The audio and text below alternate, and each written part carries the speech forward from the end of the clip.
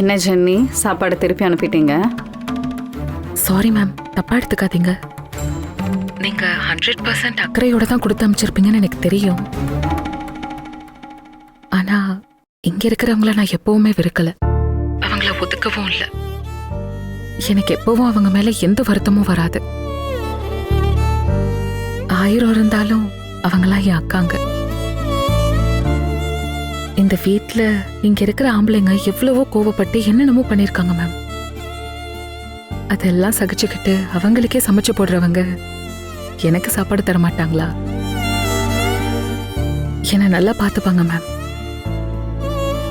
Sorry, நீங்க தப்பா எடுத்துக்காதீங்க. சாரி எல்லாம் வேண்டாம் ஜென்னி. ஈஸ்வரி உங்ககிட்ட பேசுனது நீங்க என்கிட்ட சொன்னீங்க. அது கேட்டதுக்கு அப்புறமா எனக்கு ரொம்ப கஷ்டமா போச்சு. பத்தாததுக்கு நான் தான் இந்த பிரச்சனையை காம்ப்ளிகேட் பண்ணிட்டேனோ அப்படிங்கிற கில்ட் ஒரு பக்கம் வேற. எங்க நீங்க கோவத்துல சாப்பிடாம போயிடுவீங்களோ அப்படிங்கிறதுக்காக தான் கொடுத்து விட்டேன், வேற எதுவும் இல்லை. உங்களுக்கே தெரியும் எனக்கு கூட பிறந்தவங்க யாரும் இல்லைன்னு. நான் உங்களை என் கூட பிறந்த சிஸ்டராக தான் பார்க்குறேன். அது எனக்கு தெரியும் மேம். நிஜமா நானும் உங்களை ஒரு கலெக்டரா மட்டும் நினைச்சு பழகல. எனக்கு நீங்களும் ஒரு சிஸ்டர் தான் மேம்.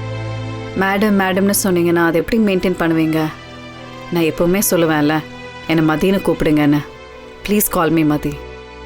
நானும் ஒவ்வொரு வாட்டியும் அப்படி கூப்பிடணும்னு தான் நினைக்கிறேன். ஆனா இது அப்படியே வந்துடுது.